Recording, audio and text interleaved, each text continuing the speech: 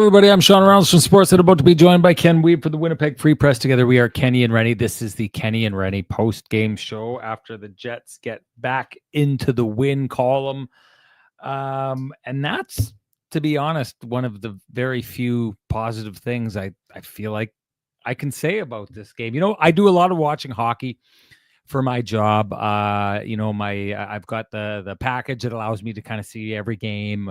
So, I mean, when I'm not watching a Jets game, I'll usually be watching another team that, the Jets are playing on an upcoming hockey night in Canada I'm going to do, or the Ottawa Senators, or Canadians who I have to cover, Nashville Predators who I'm covering this weekend, whoever.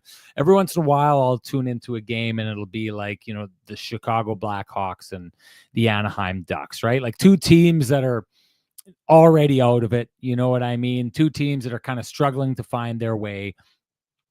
Two teams that, are just don't really know who they are and what makes them succeed. And it's kind of interesting sometimes to watch those games because, like, typically when the Jets are at the top of their game, you see those teams play, and it's hard to see, when they play the Jets, what it is on those nights that allow them to succeed on the nights that they do succeed. And clearly they don't succeed as much as they need to because they're not playoff teams. This felt like watching one of those games. Ken will hop on and we'll talk about this at the time, but I mean, I took a look at this Buffalo team and some of its star players, the players that are supposed to be the leaders on this team, were some of the players that impressed me least watching them, and some of the efforts that you saw, and some of the mistakes that were being made, some of the casual. I mean, the game-winning goal is a goal in which one of their top defensemen has the puck and very casually goes to kick it up to his stick to pass it out of the zone with a player right there, and that's when Josh Morrissey chips it over. This is not on their goaltender. I mean, the goaltender is right where he's supposed to be before his player very casually turns over the puck. Full credit to Josh Morrissey for the effort that he had to chip the puck, to be there to break that play up, and full marks for Adam Lowry, who stopped to get to the front of the net, whereas the guy who was covering him was out of position on that play. But this was a game, I would challenge anyone out there who's going to tell me otherwise, that this didn't look like two extremely even teams going toe to toe. Like, shots were very similar. Scoring chances were very similar. The carry of play was very similar. This was a game that was decided in overtime, which I've said in the past is an artificial situation, right? You can't count on this come playoff time to be able to go 3-on-3 and, outskill teams or capitalize on that wide open ice. For the vast majority of this game, these were two teams that looked like they were neck and neck, toe to toe. The Spider-Man meme, two teams pointing in the mirror. Like, this is the Winnipeg Jets winning. And maybe it's going to be that spark that wakes the Jets team up that needs it, right? Maybe it's one of those nights that they go out and they get a victory, and that's the moment where things started to turn for them, if I remember correctly, towards, and people out there can remind me if I've got this wrong or if I've got it right. But when they went on their 8-game winning streak towards the end of the year last year, by the end of that 8-game winning streak going into the playoffs, it looked like the Jets were back to being the team they were. But the first couple of wins looked like wins that they were like, okay, we got through that one. We were on the right side. Okay, let's see if we can build on that. So maybe this is that first step towards building. But Jets, in an effort to try and find offense, they went out and they got one goal beginning of the game. I think where I'm going to go with my TCB lamplighter of the game, because I like repeatable goals. Not often you're going to get a team that goes out and takes 2 penalties back to back to give you a 5-on-3 like that, and then again it's artificial overtime. So the Jets produced one even strength goal on this night.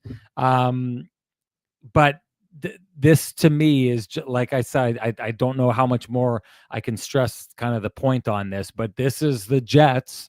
This is where they are right now. They are right there in competition level, in execution level, in performance level with a team like the Buffalo Sabres, who are an out of the playoffs team, who are a team that had to fire their coach because they're not getting things out of it. A team whose like top players just can't seem to be, figuring it out or giving the effort that is required of that team to kind of turn things around. And that's where the Jets game is at right now. Now I'll give the Jets credit. I didn't see that by describing, the Buffalo Sabres and the count me unimpressed with some of their top players on this night analysis that I'm giving of them. I thought Mark Scheifele was really good on this night, but the Jets look tired to me. And I know people have been saying that for a while. And I've been hearing people talk about that, and they keep saying that. And I know that there's all this talk about the road trip and their travel schedule and all of these kind of things. But the Jets on this night looked really tired to me. Even their third line, that is that line that, can execute and just kind of roll you over and steal momentum in a game. I didn't really see that from that line. I didn't see it a lot from the fourth line. I saw swaths of the top line looking really good, but I also saw large swaths of that game where Buffalo had these like dominant moments that you used to see at the beginning of the season, the Jets having many, many, many of those dominant moments throughout the game. And the opposition didn't really get to have those. Like if they were scoring goals, it seemed to be a little bit of a break and they got it to the net and it went in the back. Buffalo had a lot of stretches of this game where they were rolling on the Winnipeg Jets, creating a lot of opportunities. So again, the Winnipeg Jets are in a place where their game is at this level right now. And I'll say this. It's a win, so it looks like progress. I've got a lot of people texting me and they're woohoo and all this kind of stuff and talking, that's how you do it and all of these kind of things. And I get the idea of being happy that the Jets are winning and they put a point up, and hey, it speaks to just how amazing their start was, that they are now tied in points with the top team in the NHL.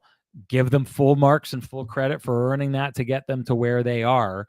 But I don't see this as a better game or a building on what they did against Dallas. I don't see it as them improving on or building what they did in Vegas or what they did in LA. Like those were better games and better performances by the Winnipeg Jets. They just didn't have a team that was casual to the point that it would allow that overtime goal, casual to the point that they would turn around and have one of their star players take a very clear and obvious penalty right after they'd already had a penalty to create the 5-on-3 situation that sends this game into overtime. So to me, why I'm not beaming the way a lot of people out there are texting me and messaging me and saying they're really, really excited about it. The reason I'm not beaming is because in style of play and execution and effort, this to me is a step down from a number of games ago. So yes, they get the 2 points. Yes, they're back in the win column. And I will say this, I made the point already.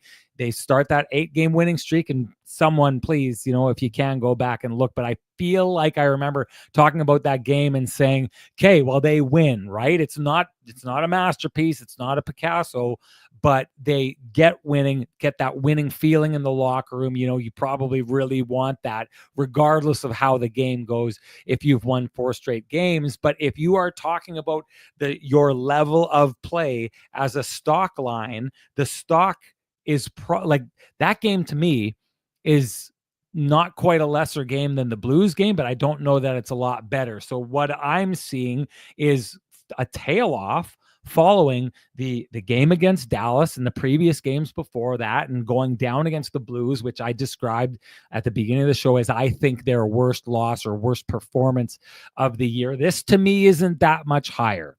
It looks good, and we'll look back on this, and when we look on the schedule, you'll see the Winnipeg Jets beat the Buffalo Sabres, and that was, however, it always looks good when it's all said and done, but level of play, there's a big rise to happen here, right? And so if the Jets are trying to build back up to something, they've got their next game, believe is in Chicago. Let me know if I'm wrong here. Ken clearly is missing in action and not able to show up when he said he was going to. And maybe this is a great call by Call Me Daddies here. He says they're hanging on until Christmas break. It sure seems like that. But you go into Chicago, here's another team, coaching change. So a ripe, fertile ground for 2 points.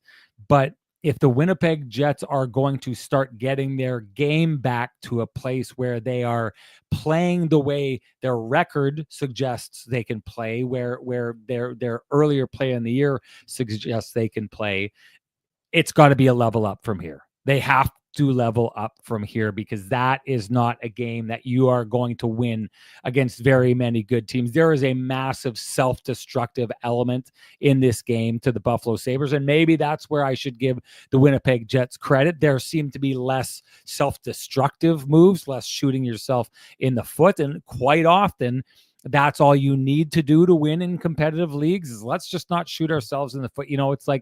It's like the in football, right? If you don't turn over the football, you're going to have a good chance of winning the game, or at the very least, you're going to force your opposition to play a really, really good game to beat you. So maybe that's where I would give the credit to the Winnipeg Jets on this night. If you're using the football analogy, I didn't see a lot of fumbles by the Winnipeg Jets, whereas the opposition had a couple key crucial fumbles.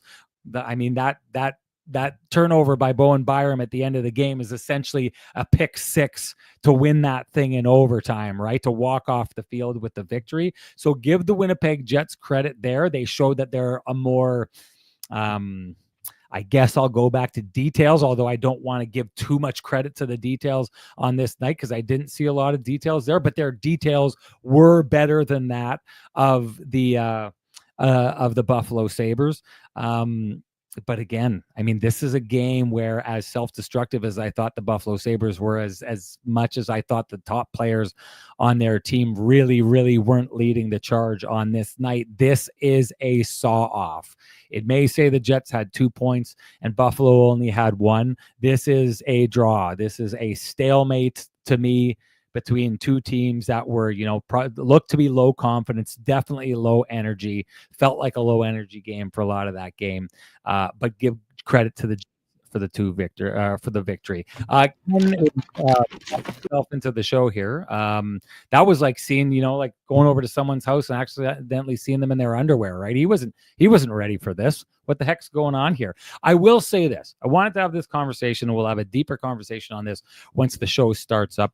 But I don't know how many people heard the line of questioning after the last Jets game, that loss against the St. Louis Blues. I'd asked a question, which I think is just a simple human nature question, which I have seen quite often in the past when I've talked with coaches before. And I've had coaches talk to me and give me this answer in the past because I think it's borderline obvious, and I definitely think it's a human nature kind of thing. But the Winnipeg Jets, the way I structured the question towards Scott Arniel was Rick Bowness talked about this system that the Winnipeg Jets still play defensively, where the design is to go out and get the puck back as quickly as possible. You have to be going really, really hard to be like, we lost the puck. Let's just go skate as hard as we can to get that back. It's hard to play that style of hockey. I thought the Winnipeg Jets played that style of hockey ridiculously consistently for the better part of the first 20 games of a season. And I was wondering if there would be a tire out element to that.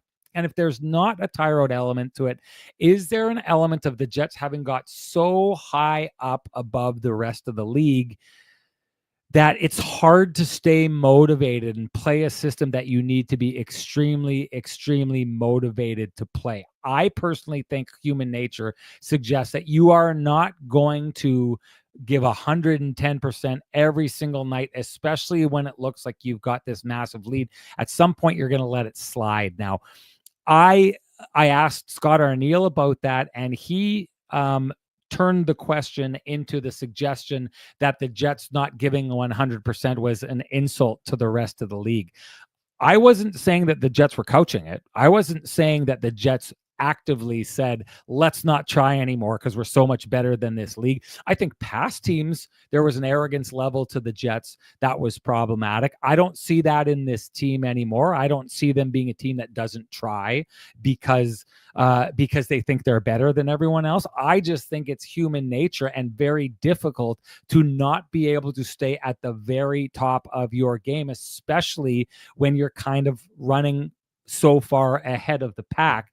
I'm at the stage right now with how tired the Winnipeg Jets look that I'm wondering if we're at that okay, so if it's not that the Winnipeg Jets are just like, it's hard to stay motivated and stay there, I have to ask the question with how tired the Jets look, back to what we talked about at the beginning, how tired the Jets have looked for a while now, and everyone wants to pin it on this road trip.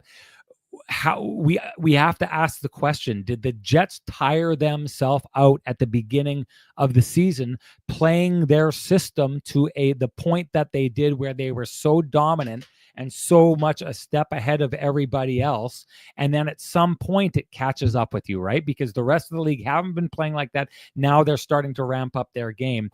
In the past, the suggestion is maybe the Jets are here and played to that level at the beginning of the year, and then the rest of the league slowly starts to catch up, right? Well, what if this is a little bit of the Winnipeg Jets tiring out and going down and kind of meeting in the middle? I think it's a question that has to be asked, and I know the guy to ask about it, the man with the best music in the business, the man who just gave you that, oh my God, you just saw me in my underwear face, and jumped out of the show, ran screaming back into the shower with his towel dangling in the wind. Here comes Kenny, folks.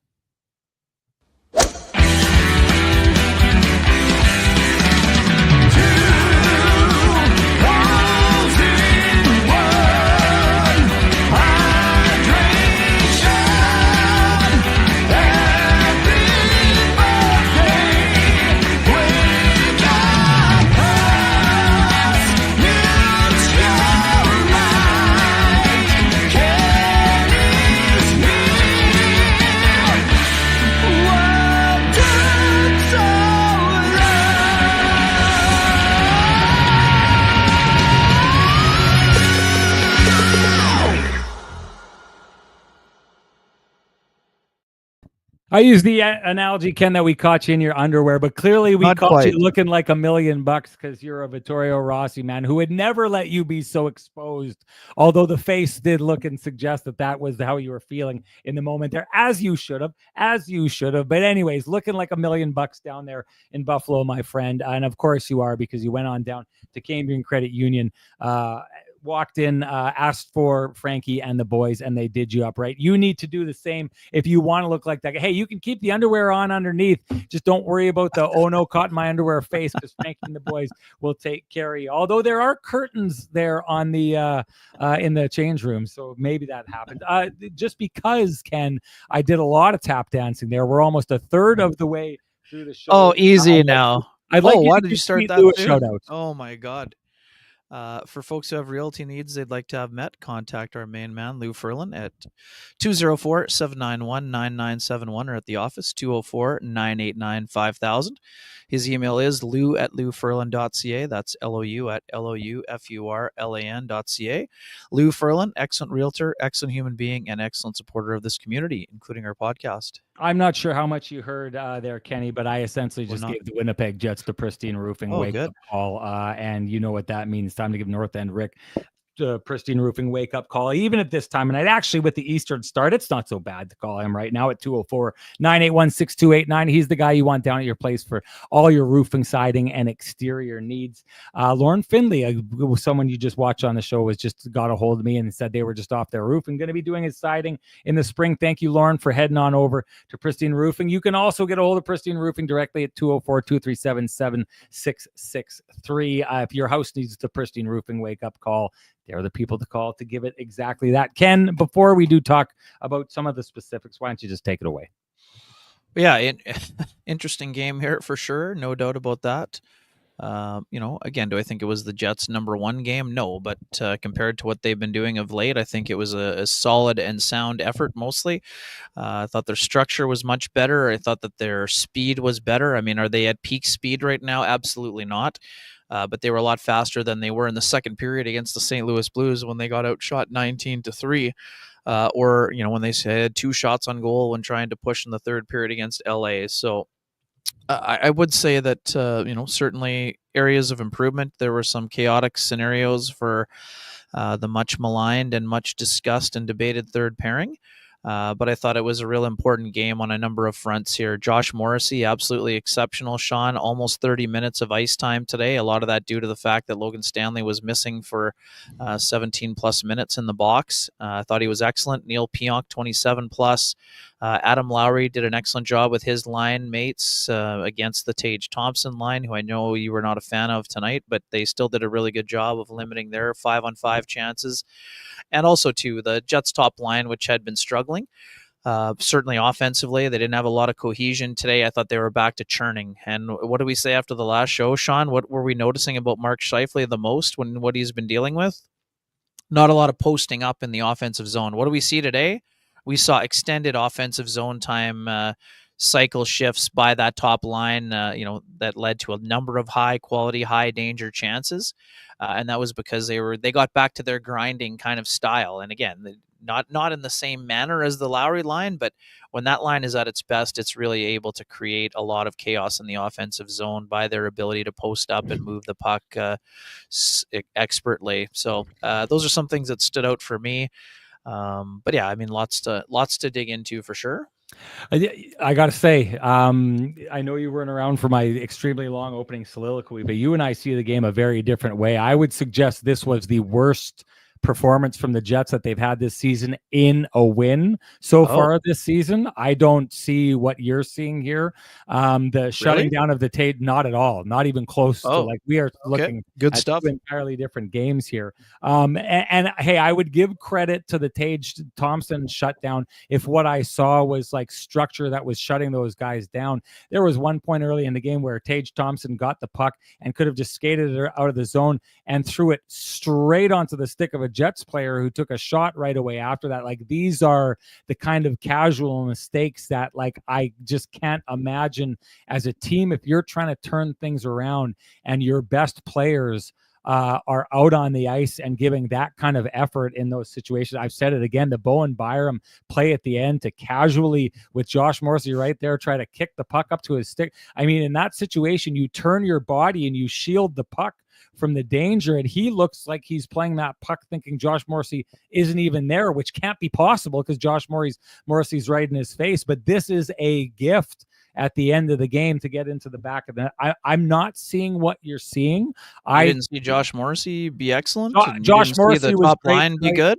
Well, you can listen into what the folks were saying here. I said I thought Mark Scheifele played a really great game. I also saw them get boxed into their end for large swaths of the game. This game is a saw-off. This is the Buffalo Sabres lucking their way into a game with the Winnipeg Jets here. This is two teams. I described it as watching an afternoon game between two teams in 28th and 30th place is what this looked like to me. This is and hey, I mean, everyone's entitled to their opinion, but I would suggest that the level of play in this game is but like your suggestion is that this is a big turnaround from what we've seen in the past. My suggestion is that this is a similar game to what they played against the Blues. The Blues were just a more capable team, and that their game is actually way down from the level it was at when they were playing the Dallas Stars and losing by, one goal in that game, or Vegas or LA. I think their level of play is well below what it was in those three games. Oh, okay. I mean, that's not how I saw it. I didn't think that they gave up the same number of rush chances as they did in those games. I thought that their structure was better. Buffalo Sabres. But the Buffalo Sabres are an offensive team that can't defend. I mean, so if you limit the opposition to 2 goals, I see that as the Jets getting back to what they do well. I mean, I don't think it was their best game by any stretch of the imagination, but I don't see this as a stinker. They were moving much more effectively than they did at times when they were skating. Greg Mackling gave it the skating in peanut butter, which I'd never heard before. I'm more of a skating in quicksand kind of person, but I thought the Jets were moving a lot better today. I don't think they were at peak speed by any stretch, but the kind of brain crampy type of things they had been doing, just weren't happening at the same frequency as they have in terms of not checking people that were right in front of them. Now, the exception being, I mean, again, one of the bad examples of that is both Ville Heinola and Logan Stanley not doing their job on a simple 2-on-2 rush where one player can't prevent the pass and the other player doesn't check the stick, which we always talk about. But outside of that, power play goal by Thompson, Sean, I would say to you, I mean, Connor Hellebuyck makes that save 99 out of 100 times. So it goes down as a power play goal, but I mean, that's one that I think that Connor just whiffed on, quite frankly, based on where the shot came from. He was back, and I don't think that he played it particularly well. It was a good shot for sure, but it's not from a dangerous area, is my point. It's from the back side of the circle. So it wasn't that they were under duress a lot. And I would even say in the third period, Sean, I mean, the Jets only had 3 shots, but it's not like they were spending the entire third in their own zone. I don't think that the Sabres got any scoring chances. Gold stars for that. I'm not giving gold stars for that. I'm sorry. I'm not asking you to give them a gold star, but you're basically saying that they were terrible. And I just don't see, sorry, you didn't say terrible, but I think this was much more a C kind of game than a D- kind of situation.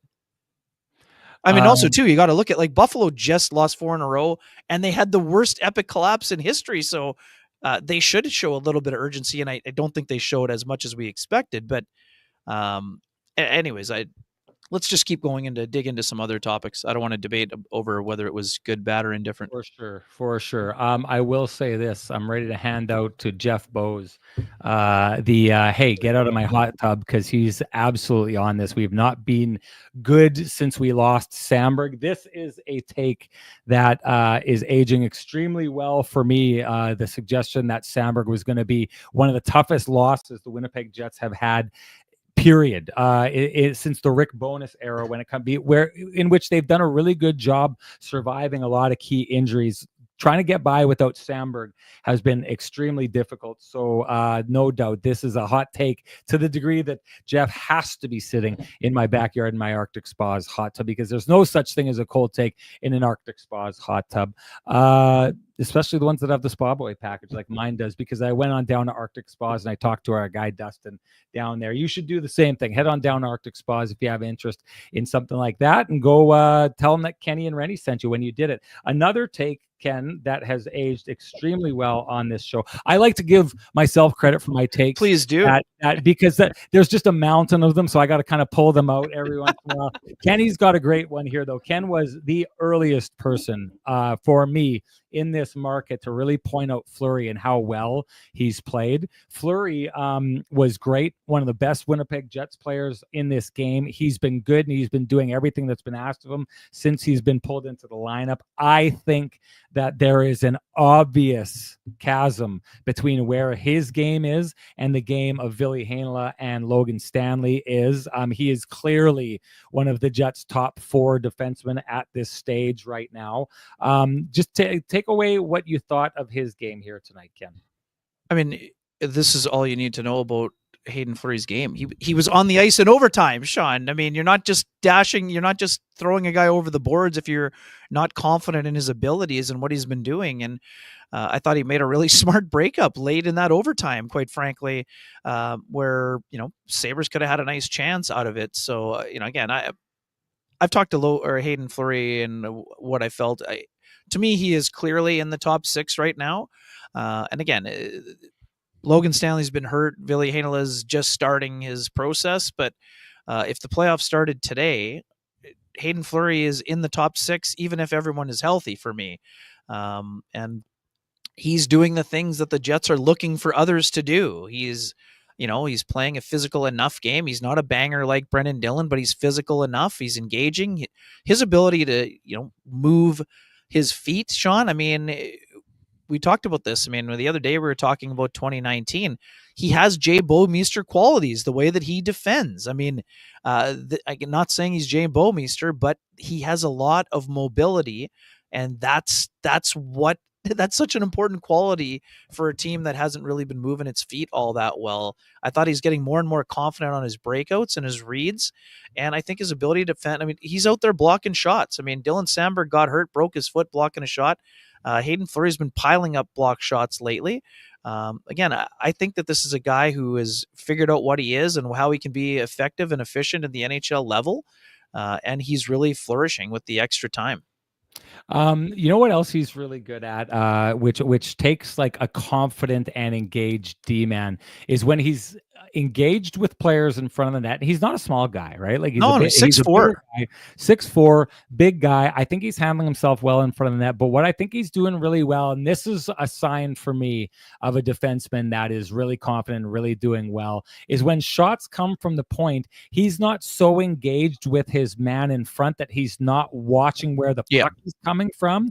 He's in a position where he's got the position on his man. He's taking care of that, but he's watching the play. So when the pucks come in, I've seen him a number of times stop the puck before it's coming in and then kind of reject it and move it up ice. That is what you do, is you take away those hope plays, right? And those hope plays are important, especially in games like that, like the Jets' first goal. And again, I'll go on it. You know what? I might as well. I'm just going to do it. I'm going to hand it out of order right now. Let's go. That's my TCB lamplighter of the game, because again, it's an example of the Jets just getting pucks on net. At least they did it early in this game. Get pucks on net, fire it at the net, get a guy in front, redirect that puck. Next thing you know, it's in the back of the net. The Jets get a goal like that. They need more goals like this. So what do you get? You get Fleury, who's a new guy on the team, and he's not like afraid to kind of lead the charge. He knows what this team needs right now. Get some volume, get the pucks on net. I think that kind of started the Jets going in that mindset a little bit early, and it's in the back of the net. So for me, that's my TCB lamplighter of the night. What do you got, Ken? Couldn't agree more. Again, I think in terms of importance for the top line, that's obviously important. They had been getting outscored lately. For the power play that had been struggling, it would be easy for me to say the Kyle Connor goal, but that's a gotta have situation, right? If you have a 2-minute 5-on-3, Sean, in a game that a team is down, you got to bury that. That's exactly what Velarde said about the 5-on-3. You got to cash those in. Oh yeah, great puck movement led to it. Some people thought the Jets were a little bit cute up to that point. I thought their puck movement was pretty good, actually, the entire sequence. That was an important one for me. I couldn't agree more. I mean, Velarde going to the hard area. And again, there's some debate in the building. Ukko-Pekka Luukkonen said it was a horse bleep call. He thought it was obvious that he couldn't make the save because there was the grazing of the arm there. You know, you and I've talked about this from the beginning. He was outside the blue paint. So that's on the first goal. Yeah, that's on the Velarde goal. So anyways, I both agree with you. Both were right. Yeah, both they got him right. And I have to say this. Maybe you saw better on TV originally. In real time, I thought it was going to count. But when they showed the overhead angle, it was absolutely obvious that Mellenstein's left skate kicks Connor Hellebuyck's foot. I mean, it was accidental, but that's the whole thing about the rule. If you make contact in the blue paint, it's called every time. Insane challenge. That was an insane challenge. Like, I don't know what they were. I'm mad at you because you didn't call it our way the first time. Exactly. So you owe us one. That's exactly what that is. You're right. Anyways, that's the first goal is my TCB lamplighter of the game. Doesn't matter what I think. It matters what you think. Share with us your TCB lamplighter of the game. You're automatically entered to win a frosty, delicious 8-pack of Lamplighter Amber Ale, brought to you by our friends at TCB. If you can't wait for Kenny and Reddy to gift you yours, head on down to 11290 Kenniston, like I did today, to join them in their tap. How was your lunch, with my buddy? camera guy.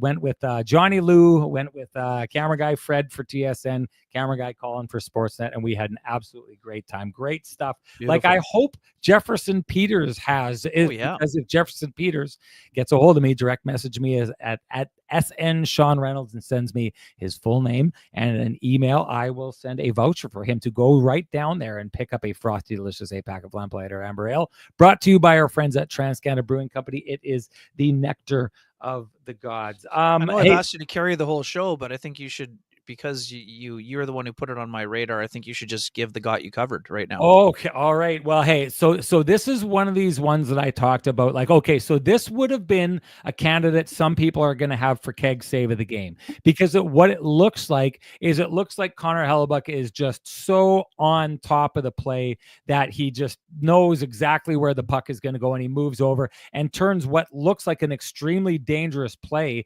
into an almost casual, obvious save. It's that 3-on-1 at the beginning, and it is a casual and obvious save. And he does look like he knows exactly where the puck is going, because he does know. And the reason he knows is because Neil Pionk subtly plays that 3-on-1 absolutely perfectly, because what he does is he makes a choice, and the choice that he makes eliminates 2 of 3 options. He gets in the way of the shot so that the man at the top who has the puck cannot have a direct shot on net, and he takes the passing lane away from the Sabres player who's on the left. So the only place for that player to go, and sorry, Ken, subtly on top of this, while he takes that away, he's in a spot that if you pass it over to the right, he's still in the passing lane should that player try and go cross ice for a backdoor tap in. So there's 4 options there. He takes 3 of them away with perfect positioning, perfect stick positioning, an understanding of shooting lanes and passing lanes. And what he does is he creates a scenario where Connor Hellebuyck knows exactly where it's going. Neil Pionk, that was 3D Chinese checkers chess, whatever you want to call it. Great play by Neil Pionk in that situation there. And that's the Johnston Group got you covered play of the game in my eyes. And hey, do you run a small business in Canada? Look to Canada's #1 employee benefits plan, Chambers Plan, to give you a competitive edge. Chambers Plan is the simple, stable, smart choice for over 30,000 businesses countrywide. Visit chamberplan.ca to learn more. We should get to this. I got to say, Ken, I love these. I love coming into shows like this, because I know when the Jets win and people want to like just throw a parade, and I come in and I say what you're celebrating is nothing to celebrate about, it pisses people off and they get mad, and it starts being like, Rennie's never had a good take, blah blah, and all these kind of things. One reason, and T. Will brings it up here, they can say that I got this one wrong. It is obvious and plain as day that I got this wrong. T. Will says, couldn't help but notice Renny hasn't brought up his I guarantee Scheifele will be on Team Canada take yet today for some reason. T. Will, have some patience. We'll get there. Don't worry about it. I'm not afraid of these kind of things.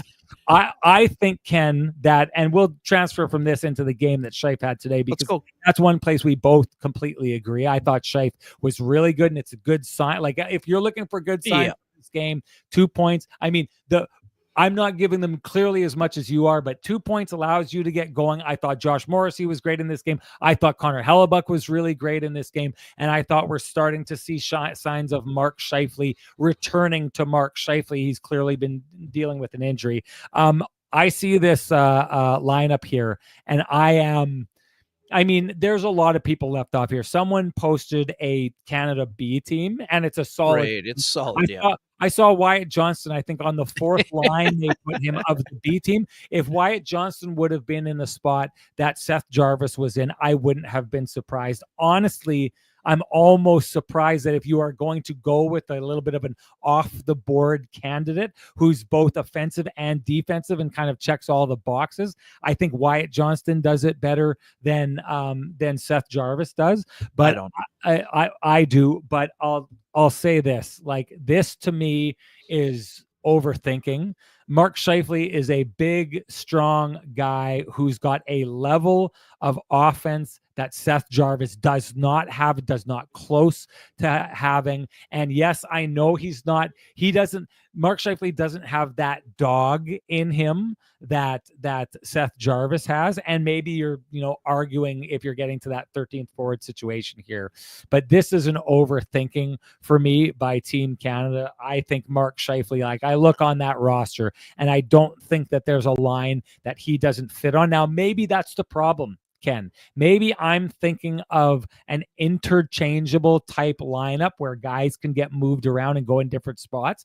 This looks to me to be a very clearly thought out. We've got line 1, we've got line 2, we've got line 3, whose specific job is to do this, and we've got line 4, whose specific job is to do this.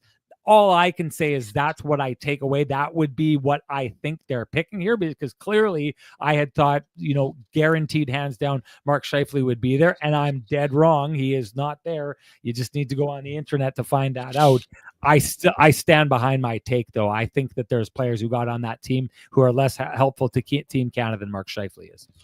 Yeah, I mean, I had Mark on my team, but I wasn't as bullish, as I wasn't ready to go to 100%. But again, when I filled out my ballot, not that I had a vote, but everyone was sharing their list, so we shared mine. I mean, I had Scheifele, and actually, I think I had Jarvis on my team too. And I would just say this: I mean, Jarvis is a guy who is, as a young player, has worked himself in the Selke discussion, Sean, and he had 33 goals and I think 66 or 67 points last year. So I know he's only, slightly under a point a game this year, so he has some offensive chops, but he's there for the role playing part. And then, again, I'm with you. I mean, I think that this is a little bit of overthinking. I did also see Hagel, Cirelli, and Bennett all being on the team also, so I can understand what they're trying to accomplish. And those guys, Sam Bennett just won the Stanley Cup playing a, very much a bulldog, pit bull mentality type of role. He can score, he can check, he can run you through the end boards. You might not be afraid to cross-check one of the Tkachuk brothers in the face, even though he plays with one of them. Cirelli is a guy who's been scoring clutch goals, whether it's in the Stanley Cup Final, the Memorial Cup, and things of that nature, since he was 16 years old. So I can understand why he's on the team. Brandon Hagel, people have been sleeping on Hagel for the last 2 years, and if you thought he was a surprise, that's wake up territory. I'm not saying that he's a better player than Mark Scheifele, but he's a guy that's going to be killing penalties for Team Canada. So I would say that Mark still has a chance of being on this team. We know that in 2 months, a lot can happen. Somebody could get banged up. And what we also know, as Scott Arniel shared, like, Mark Scheifele was right there. If this was a World Junior camp, he would have been one of the last cuts when it came to the forward group. So that means it is incumbent on Mark to play like he did today and show Team Canada's brass that they made a mistake. That's what he can control. Should he be disappointed? Should he be pissed off? Sure, absolutely. But don't be pissed off and hang your lip and mail it in. And he obviously didn't do that today. But I'm saying this is not a daily thing. This is a monthly thing, and he needs. Sean, the Olympics are in 2026, so if he wants to be pissed off about it, absolutely dominate, go on a playoff run, and give them no choice but to put you on the Olympic team. And again, having said that, he still may have a chance to get added at this point, at some point here, due to injury. But yeah, I mean, I'm with you. I think that it's a little bit of overthinking, but I still think that the players that were chosen are going to be more than capable players. But I think that Mark has a beef, and now it's up to him to use that positively. And quite frankly, Sean, it's up to Mark to change the narrative around him. His playoff run in 2018 was exceptional, but he hasn't really had a dominant playoff run since that time. And 2018 is a long time ago. Okay. And again, I'm not knocking Mark. I'm just saying what some people around the league may have seen is that since that time, he hasn't elevated. And Sean, Mark elevated to a point where he was setting records. He had 14 goals and 20 points. He was the Jets' best player for the predominantly throughout that run to the Western Conference Final. And I'm not blaming Mark for not doing it since. There were some crazy circumstances, injuries, suspensions. But the reality is the knock around the Jets is that they haven't been able to get it done when it counts. So the guys that were picked ahead of them are Stanley Cup winners. So I think that has to have been part of the decision. And again, we've said this for years.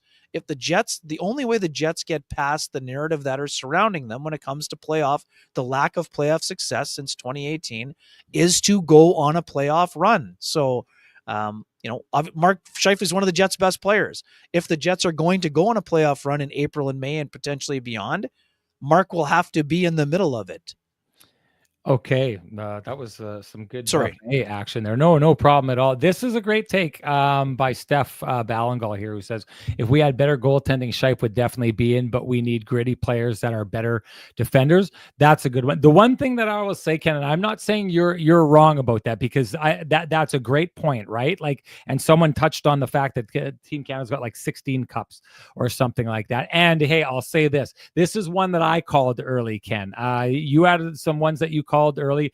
Me calling Sam Bennett, I went and had a conversation about him being on that team. I think he was surprised when I pitched the idea to him. But if you take a look at what he did in the playoffs last year, not only with his ability to score, but his ability to be like impossible to play against, this guy is like, to me, a wicked fit and kind of fits the narrative of what Steph B is talking about here. One thing that I'll take exception to on this, Stacey S says Mark doesn't fit. Every single tournament that Mark Scheifele has played in a best on best style at whatever level, or pulled on the Team Canada jersey, he's elevated and become one of the team's best players. He did it with Team North America. He did it for Team Canada at the World Juniors, and he did it for Team Canada at the World Championships. And in all those cases, seemed to be able to find his way up the lineup.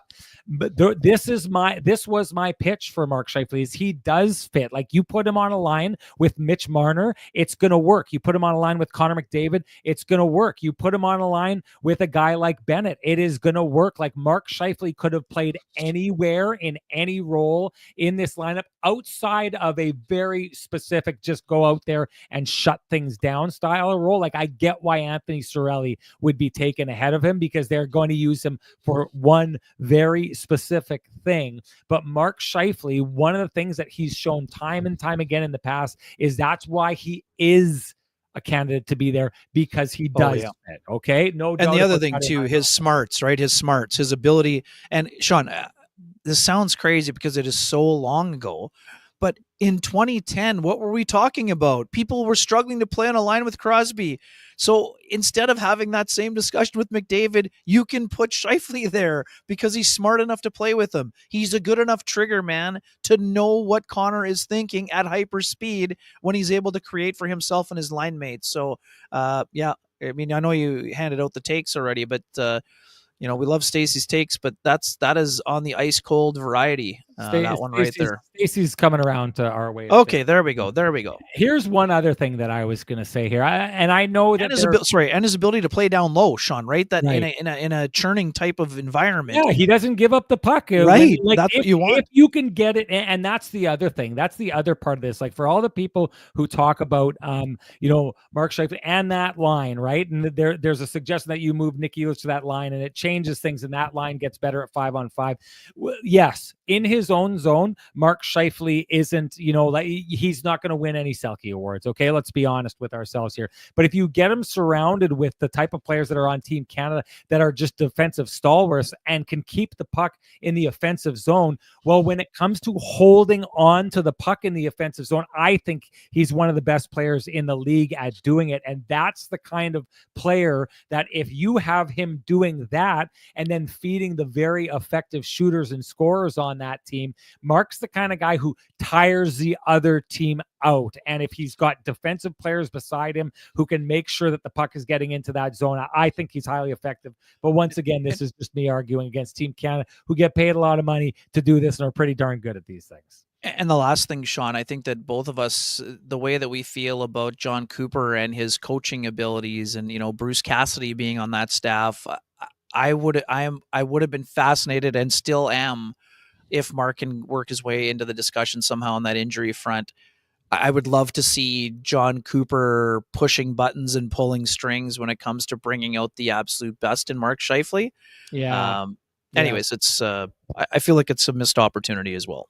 Here's something that I do find is interesting, because I looked at that Team Canada roster and I was thinking to myself, and maybe I was thinking this, like, we kind of fell in love with the days where when hockey was a little less wide open than it is now, and you'd go and you'd look at the Team Canada's defense, and it would be like Chris Pronger, 6'5", great offensively, one of the last guys in the league that you ever want to play against, right? Oh, and by the way, he's on the line there with Rob Blake, who's basically the same thing, not quite as nasty, but huge, impossible to get around.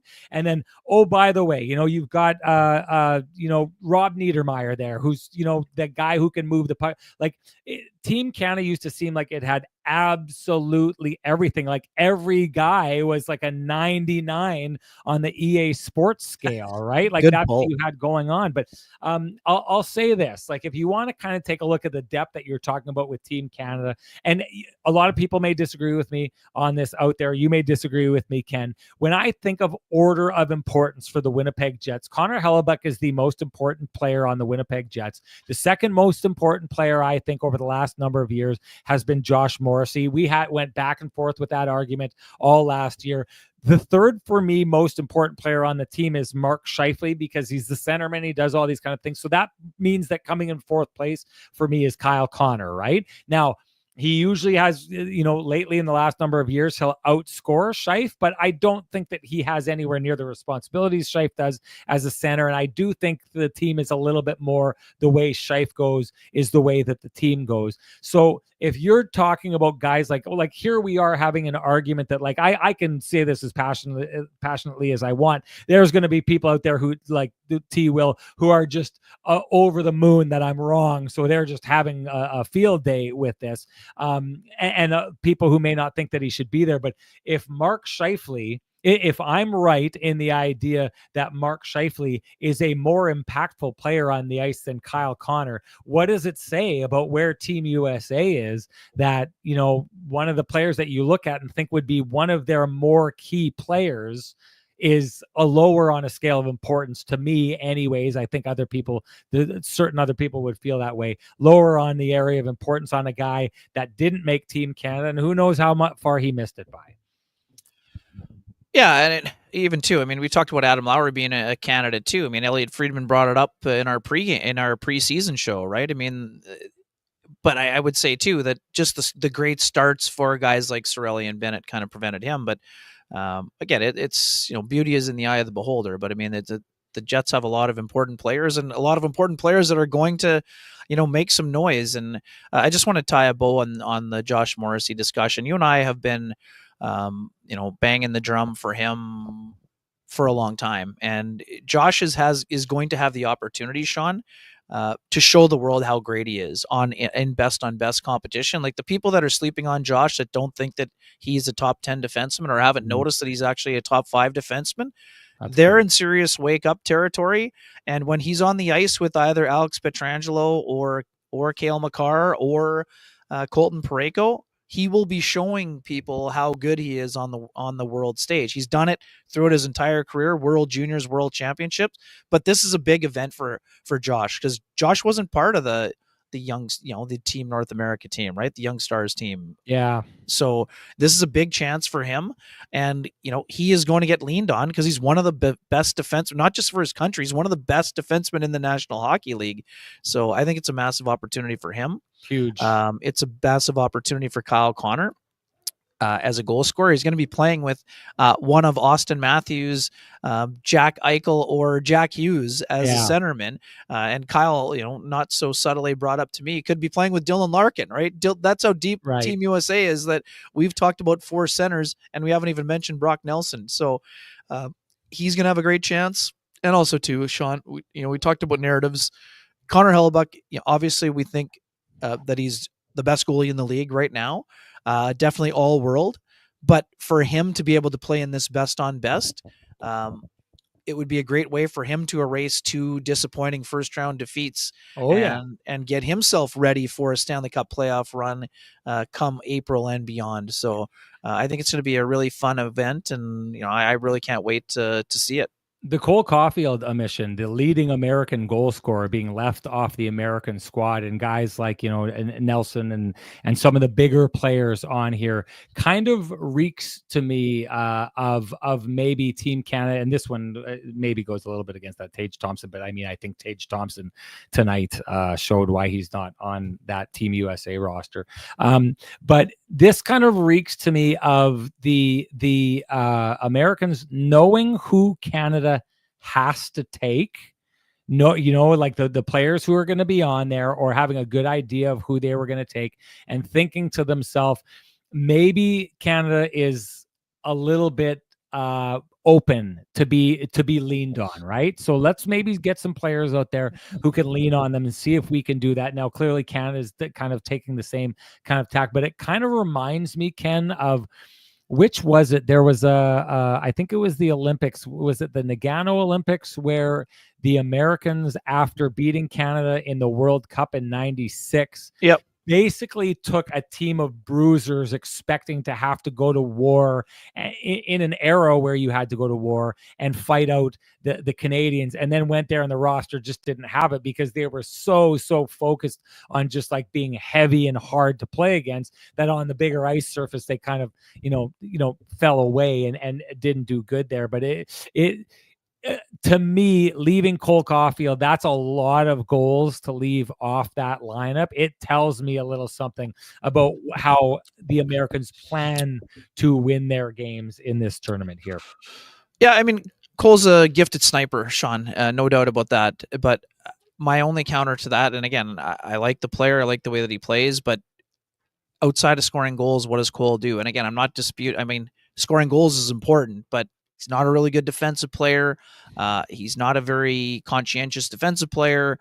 He's not a physical player. So, and again, it's hard to score goals for any team in the NHL, but he's got a lot of He's got a lot of goals on a bad team. And sometimes it's easy to score goals on a bad team. And I'm not knocking him for his able to do it. Took that team to the Stanley Cup. He was involved in that for sure.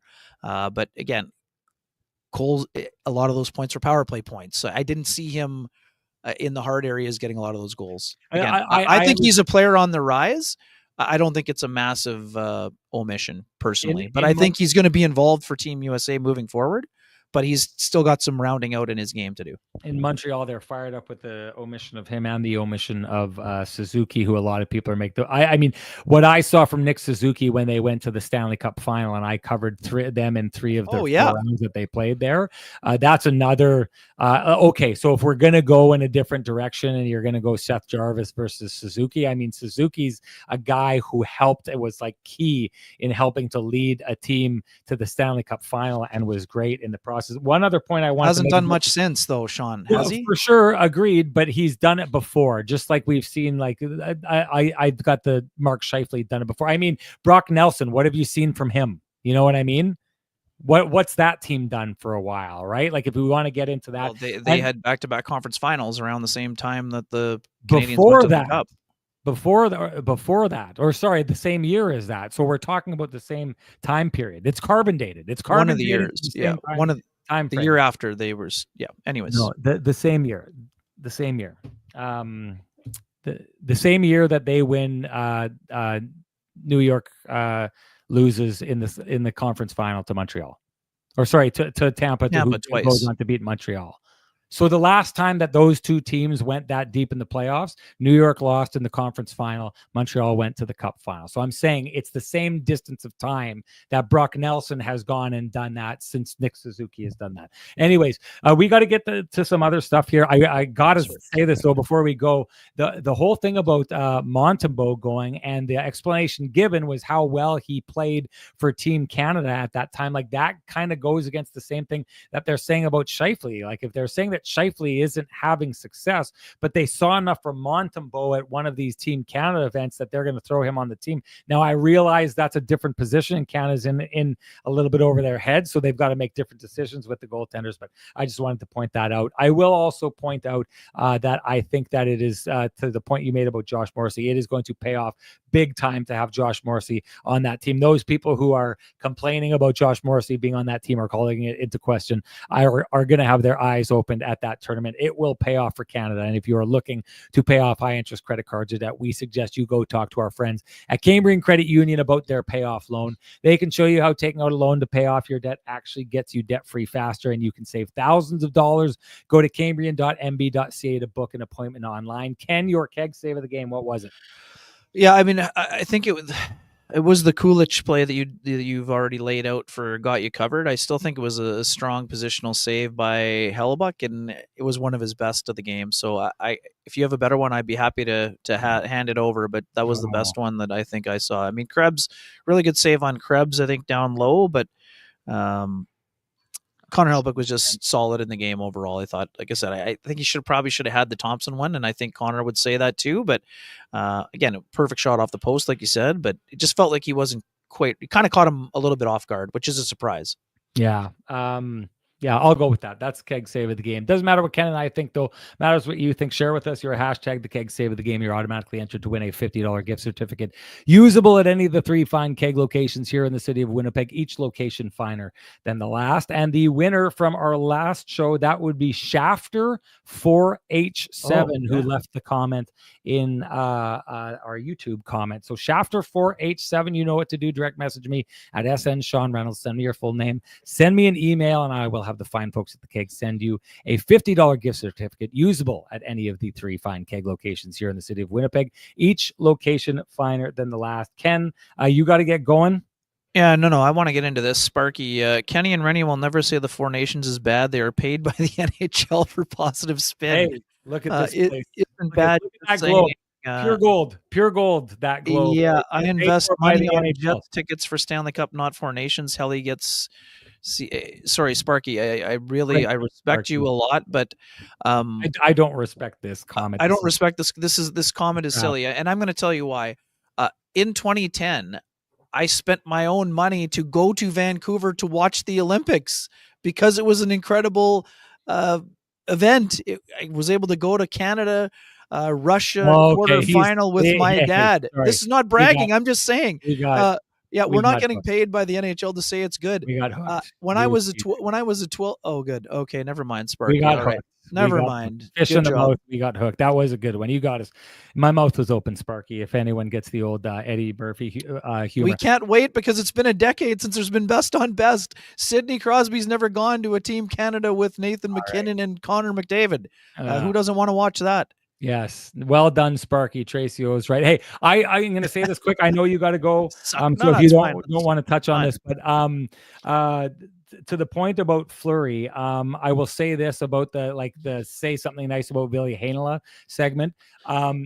This to me is like, if your take for years was that the Jets had over-seasoned Ville Heinola in the AHL for years upon years upon years upon years, and that's been your take, then what you should be seeing is a player who comes fired out of a cannonball into the NHL and kind of dominates. It's happened in the past. I mean, Cale Makar came out of college and took over the NHL in the playoffs, the hardest time of the year to do it. I know I'm setting the bar high when it comes to that, but Ville Heinola looks like what a lot of prospects look like. He looks like a guy who's come to the NHL and is trying to figure it out. He does not look like a guy who has embarrassed an organization has embarrassed because they haven't given him a chance in so much time. He is a guy, 23 years old right now, doing what a lot of 23-year-olds do, come out of the AHL and try and get their feet under them at the NHL level. Doesn't mean he's not going to go somewhere, but this is by no means a player that has been sitting twiddling his thumbs in the NHL for years at a time. This is like, and I get it. I know what's going to happen now. I know what's going to happen next to the people who've been saying that. It's the same people who said Nick Petan was, the next top 5 player in the league. And Marco Dano was a 20-goal scorer. And there you go. Got claimed by Colorado. And the beauty of being that person who makes that argument is you get to turn around and you get to say, well, he would have been, but the Jets ruined him, right? And then that person got shattered by the Jets and they never recovered. And that's why they never made it in the NHL and all these different kind of things. It's easy to be that person that said, I was right. It's just that they ruined them. This right now, what you're seeing from Ville Heinola looks very much in line with how the Winnipeg Jets have handled him up to this point, in that he looks like a player who's not like, God, get him out of the AHL right now because he needs to come here because he has nothing to learn there. To our top first pairing. This is a player right now who's struggling to find his way in the NHL. Ken is right about that one goal. It's poorly played by both he and Logan Stanley. That's why it ends up in the back of the net. There was a number of times he looked to be losing his his check on this night. The game seems a little bit fast for him right now. Now let's get out of this and talk about the fact that he was injured. So there's that. But this is not, if your take has been that Ville Heinola has absolutely been destroying everything and needs to get to the NHL where he's going to be. Geez, Ken, I remember in the COVID era, there were people in our chat room who were likening him to Cale Makar and saying, you need to bring him up like they brought up Cale Makar because that's what he's going to do. Like, these takes are, it's easy to throw that out there and say that. The Winnipeg Jets are the team that is managing that asset and trying to get it to a place. And right now it looks like they've brought Ville to a place where he's at the NHL and now fighting to figure out his game at the NHL level, which isn't a bad thing. But I've said this before, if you're giving these expectations that Ville Heinola is going to walk in and he's going to be running the NHL's, the Jets defense, you're putting expectations on the guy that are pretty hard to meet for a guy who's probably, like most players, just trying to get their feet underneath them at the NHL level. Yeah, today's game was far too chaotic for Ville Heinola. That can't be. Again, we know it's his 4th game, 6th game total on the season, but the way that he played in the defensive zone and in the neutral zone, that can't be the way that Ville plays if he wants to be a full-time player right now. Yeah. His offensive game, his instincts, his vision, his ability to transport the puck, zone exits, all of those things. I think he needs to get some time on the second power play unit to get his, more touches. But it was mayhem in the defensive zone, and for the folks saying it's because he's playing beside Logan Stanley, stop it. Please stop it. There were several times where Ville went to try to check his player along the boards, and the player overpowered him and slid past him. That can't happen. Ville has to play an assertive game. He was being assertive and aggressive, but to the point of almost, I wouldn't say reckless, but I would definitely say dangerous. A great take by Noxie here. Noxie nails. Jets ruined Rutger McGroarty, overheard in the Penguins GM office. Yikes. Absolutely. That was one of the biggest laugh out loud moments I've had on this show in a long time. Okay. The big thing with Heinola, you have to be better defensively. Your reads have got to be quicker. You have to seal better. Players seem to be going past him with, no, I wouldn't say ease, but it was easier than it has to be. And again, I mean, I'll be the first, like, there was a time where I thought Ville Heinola could grow into a top pairing guy, Sean. I think his ceiling is as a second pairing defenseman with the ability to run a power play, whether it's, with the Jets, it's probably going to be on the second unit as long as Josh Morrissey's here. But I still think he can be an NHLer. But the people that are saying he deserves to be playing beside Neil Pionk right now on the second pairing, no, sir. No, ma'am. I'm sorry. He's not ready for that right now. He deserves plenty of runway. But I didn't like his game at all today. And Coachy 51, Ville, I actually thought was looking pretty good today. I don't feel he's struggling. Thriving, maybe? No, that was not thriving. If that's thriving, the Jets are in trouble because Ville's got a higher level than that. And again, no one's panicking and saying it's over for Ville Heinola, but he has another level he needs to reach quickly if he wants to be in this mix. And I just have a quick one just to close the door on the defense discussion. For folks that are flipping out about Colin Miller, the Jets know what Colin Miller is. They don't know what it's going to look like for Ville Heinola, and they still are giving the runway for Logan Stanley. They feel like there is growth for his game. This isn't a punishment for Colin Miller. It's a please stay patient. We know what you are. We value what you bring, but the Jets are trying to figure out what they have in those other two defensemen because they're going to be wondering if they need to add more defensemen prior to the trade deadline. That's why they're getting a little bit more runway here. And, Miller has been grounded. Is it unfair? Is it frustrating? For sure. But Colin Miller knows what he is. He knows the Jets value him. This is not we don't believe in you anymore. This is just be patient and we'll sort it out. Goob.com, Colin Miller should not be playing with Josh Morrissey. No, not yet. No.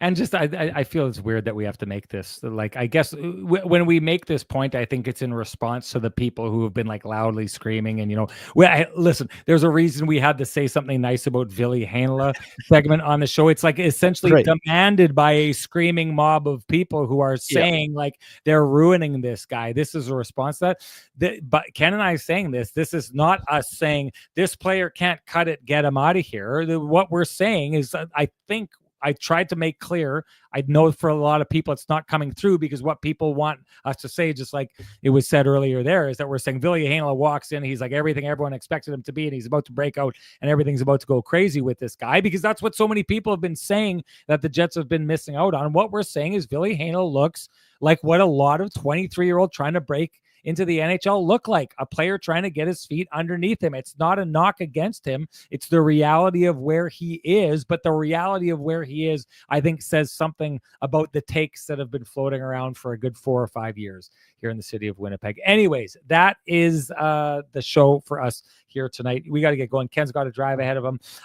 So let's shut this down. But before we do, let's say if you appreciate the conversation happening in this space, please, I implore you to appreciate the contributions by our sponsors who keep the conversation going in this space. For us, that's Vittorio Rossi, Pristine Roofing, Cambrian Credit Union, Sweet Lou Furlan, Arctic Spas, the Johnston Group, the Keg, and TCB. Thank you to them. Thank you to all of you tonight. I know I kind of poked and prodded and got a lot of people hot in there tonight. Sometimes I miss doing that. Hopefully you guys miss it too. Anyways, Ken, thanks for doing everything you do. Safe travels, buddy. Have a good show on Saturday. Yeah. We need to let everyone know. So the game on Saturday, the Jets will be starting at 4 p.m. I believe 3 Manitoba time. 3 Central, buddy. 3 Central, which is 4 o'clock. You're going to be.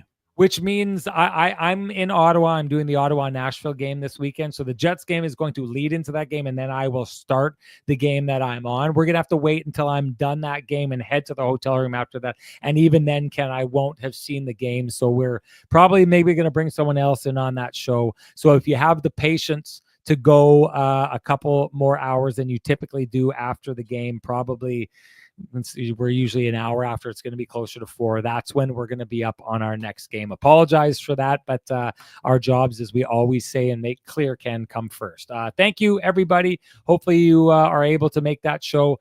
If not, hopefully you're able to catch it afterwards. Regardless, whoever does make it, we're looking forward to spending time with you. Bye-bye.